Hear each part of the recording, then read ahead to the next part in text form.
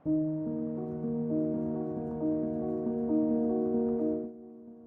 ini dibuka dengan menampilkan seorang wanita yang pulang dari kerjanya dan memasuki sebuah apartemen menuju ke kamarnya. Lalu ia mendengarkan sebuah suara yang berasal dari dalam kamarnya. Dan tiba-tiba seorang misterius menguncinya dari dalam kamar itu.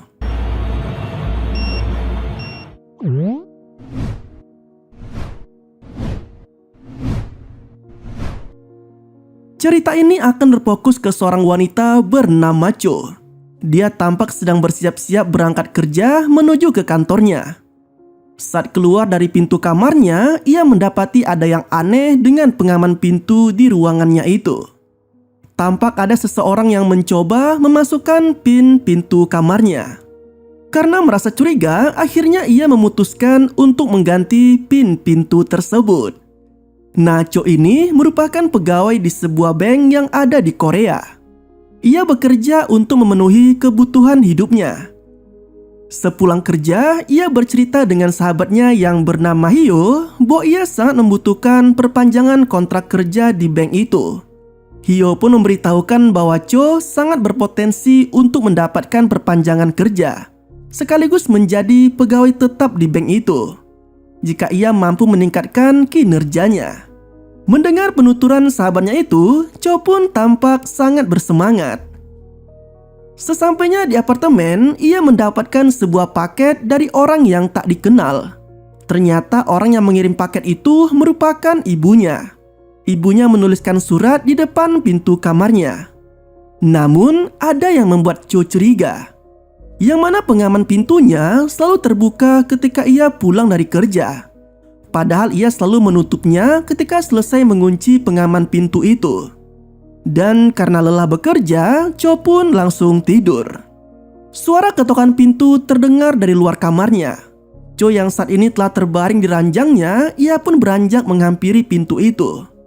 Namun setelah ia intip keluar, tidak ada satupun orang yang ada di sana. Namun ia menemukan puntung rokok tepat berada di depan pintu kamarnya. Karena takut terjadi sesuatu, ia pun melaporkan kejadian itu ke petugas keamanan. Namun petugas itu tidak menindaklanjuti kasus itu, dikarenakan tidak adanya sesuatu yang terjadi. Cho pun kembali tidur dengan rasa takut yang masih terbenam di benaknya. Dan seorang misterius tampak sedang berada seranjang dengan Cho yang tengah tertidur pulas. Pagi harinya ia bertemu dengan Han yang merupakan petugas kebersihan di apartemen itu. Cho sempat menanyakan perihal rekaman kamera CCTV kepada Han dan menceritakan tentang seseorang yang mencoba masuk ke kamarnya. Namun karena ia buru-buru berangkat kerja, Cho pun tidak jadi meminta rekaman itu. Jadi selama ini Cho telah merasa nggak nyaman tinggal di apartemennya. Untuk itu ia pun mencoba menyewa apartemen baru. Namun biayanya lebih mahal dari apartemen yang saat ini ia tempati. Ia pun menceritakannya kepada Hyo. Cho juga merasakan ada yang tidak beres dari apartemennya saat ini. Setiap kali ia bangun tidur, selalu merasa lelah dan pusing. Hyo menyarankan kepadanya untuk segera menikah saja dan membeli rumah baru. Dan itu adalah solusi yang sangat mantap dari Hyo. Kemudian di kantornya, ia mendapati salah seorang nasabah yang bernama Kim, yang ternyata merupakan tetangganya. Cho mencoba mencairkan suasana dengan menanyai tentang keseharian Kim. Namun karena Kim ini orangnya baperan, Kim malah mengajak Cho untuk minum kopi bersama. Cho yang tak berniat untuk minum kopi dengan Kim, ia pun mencoba mengalihkan pembicaraan. Namun Kim merasa bahwa dirinya ditolak oleh Cho. Dia pun malah meneriaki wanita itu dengan kata-kata kasar. Sontak hal itu membuat seisi kantor menoleh kepadanya. Beruntung Sung datang dan memanggil security untuk mengusir Kim pergi. Cho pun sangat malu dibuatnya. Sesampainya di apartemen, ia mendapati bahwa Han yang kerja shift malam dimarahi oleh atasannya karena kinerjanya yang kurang baik. Kemudian Cho yang sudah lelah kerja seharian, ia pun langsung tidur begitu saja. Sesaat setelah ia tidur, seseorang keluar dari bawah ranjangnya. Dan orang itu memberi Cho semacam obat bius untuk membuatnya tak sadarkan diri dalam waktu tertentu. Nah, tampaknya pria tersebut membajak sawah milik Cho setiap hari tanpa sepengetahuan Cho.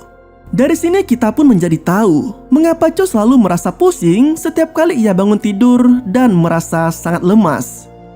Kemudian sesampai di kantornya, Cho dipanggil oleh atasannya yang mana atas kinerjanya yang baik, Cho pun menjadi pegawai tetap dan gajinya pun dinaikkan.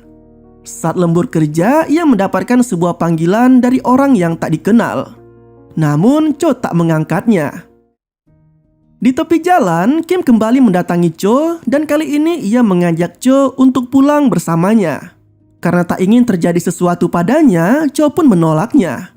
Namun Kim menahan Cho dengan tangannya dan memaksanya untuk pulang bersama-sama. Beruntung Sung datang dan mengancam Kim jika ia berani mendekati Cho lagi. Cho pun diantar oleh Sung ke apartemennya. Singkat cerita, Cho telah sampai di apartemennya. Namun listrik yang ada di kamarnya tiba-tiba mati dan seseorang mengetuk pintu dari luar. Ternyata orang itu adalah Sung yang mengantarkan dompet Cho yang tertinggal di mobilnya. Karena melihat bahwa lampu di ruangan Cho mati, Sung mencoba mencari tahu penyebabnya. Dan setelah diselidiki, ternyata saklar terminal utama yang ada di ruangan itu mati.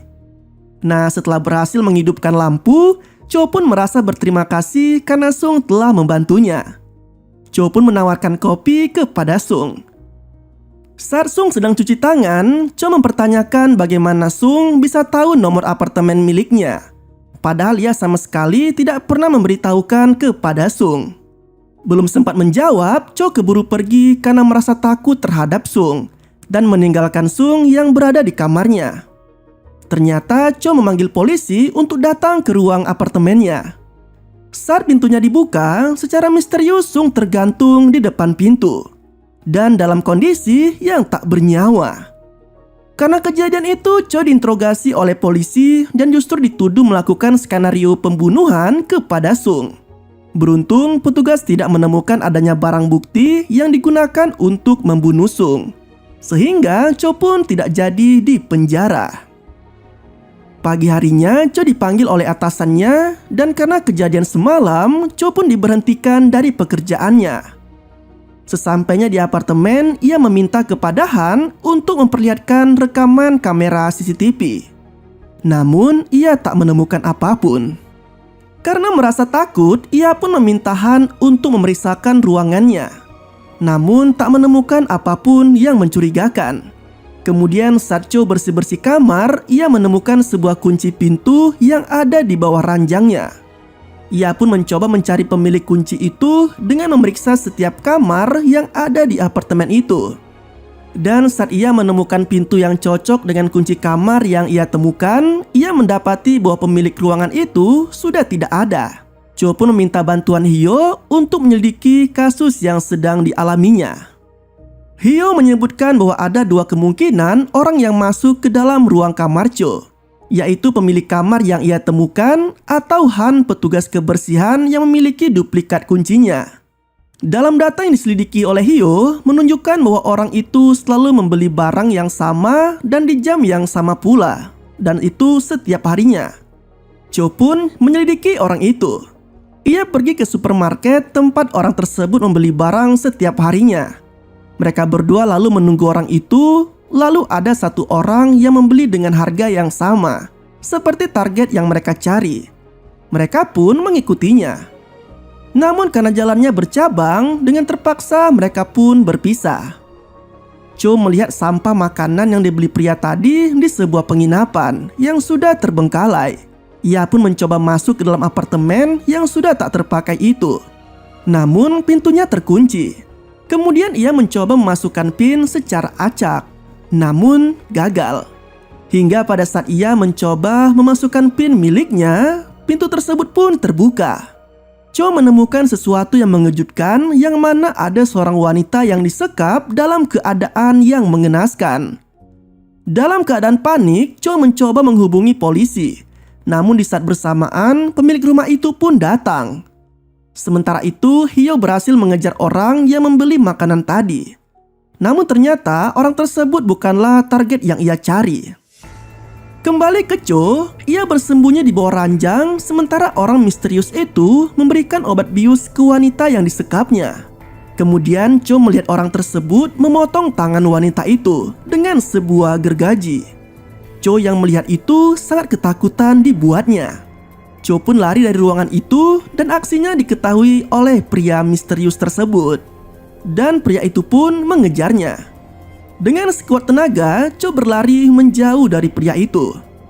Sialnya pria itu menemukan Cho yang sedang bersembunyi.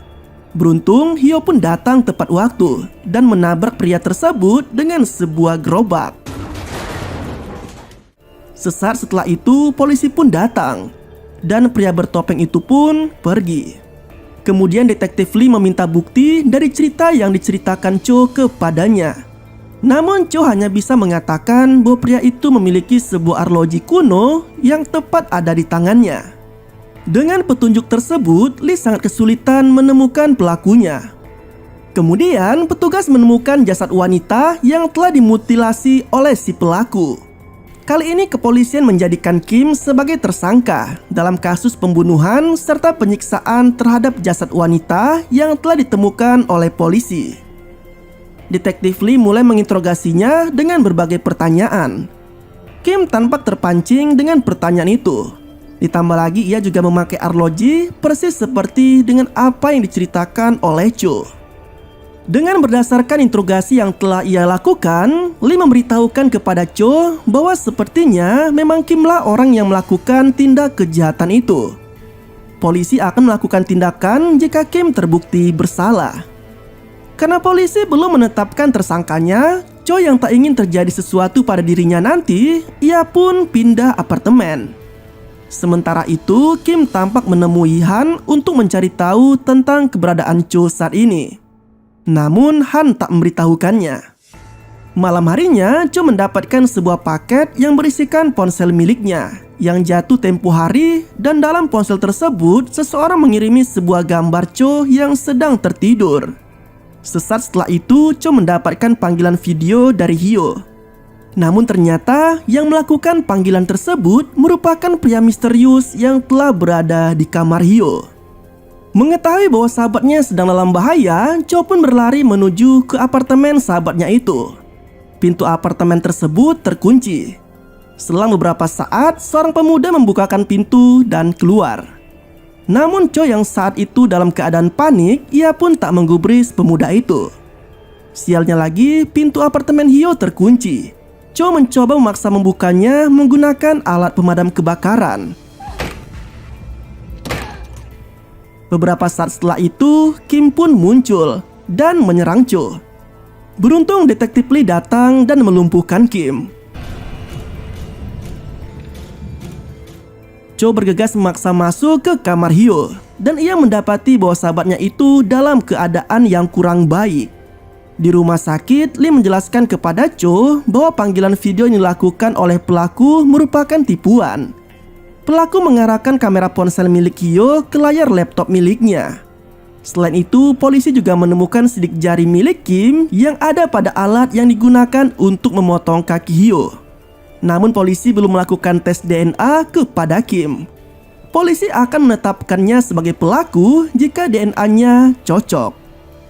Kemudian Cho meminta maaf kepada Hyo karena ia telah melibatkan sahabatnya itu ke dalam masalahnya.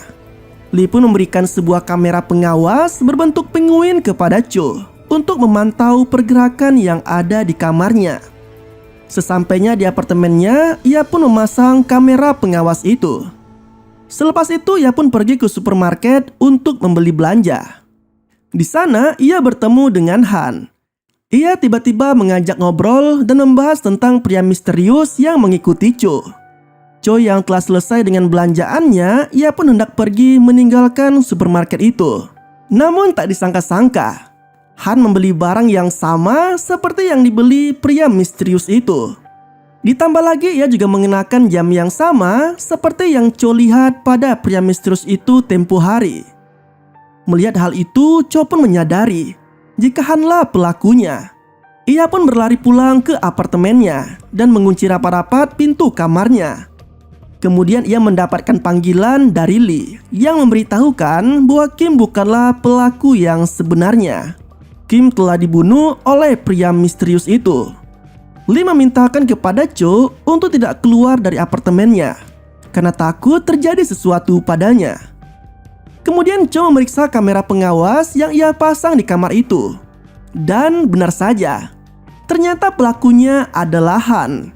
Rekaman kamera pengawas memperlihatkan Han yang menerobos pintu masuk ke dalam kamar dan bersembunyi di bawah ranjang milik Cho. Cho yang menyadari bahwa Han saat ini sedang berada di bawahnya, ia pun merasa takut hingga membuat kakinya menggigil ketakutan. Han menyadari hal itu dan mencoba meraih kaki Cho. Sialnya, pintu kamar terkunci begitu rapatnya. Dan akhirnya Han dapat menangkap Cho dan membawanya ke sebuah rumah. Sementara itu di sisi lain, polisi mendapati kecurigaan kepada petugas kebersihan apartemen pertama milik Cho, yang tidak lain adalah Han. Dari hasil penyelidikan, polisi menemukan tempat persembunyian Han. Sementara itu, Cho sedang berada dalam posisi yang kurang baik. Han mengancam akan memotong kaki dan tangannya jika Cho mencoba melarikan diri. Cho yang masih dalam pengaruh obat bius mencoba untuk kabur. Karena tidak menemukan jalan keluar, Cho pun terpojok di sebuah ruangan. Saat Han hendak membuka pintu ruangan itu, ia mendengarkan sebuah kaca yang pecah. Ternyata itu merupakan Lee yang berhasil menemukan tempat persembunyian Han. Han menyerang Lee dengan sebuah kapak. Beruntung Lee menyadari hal itu dan menghindar. Mereka berdua pun berkelahi satu sama lain. Namun ketika Cho keluar, Lee telah mati dibunuh oleh Han. Tinggallah Cho sendiri yang berusaha melawan Han semampu yang ia lakukan. Hingga mereka berdua pun terkurung di sebuah lemari. Cho berusaha melawan Han. Hingga pada akhirnya ia mampu membunuh pria itu setelah kepala Han tertancap paku. Hingga membuatnya tak berdaya. Setelah Han mati, Cho akhirnya terbebas dari segala gangguan yang selama ini ia alami. Dan kasus yang menimpanya telah terselesaikan dalam pengadilan. Dan film ini pun berakhir dengan rasa trauma yang masih tersirat di benak Cho.